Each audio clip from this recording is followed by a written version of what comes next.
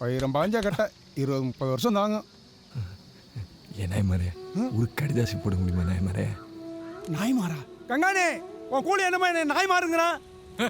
நாய் மாறுலடா, நியாயமாறு. நீ ரொம்ப நியாயமானவனா.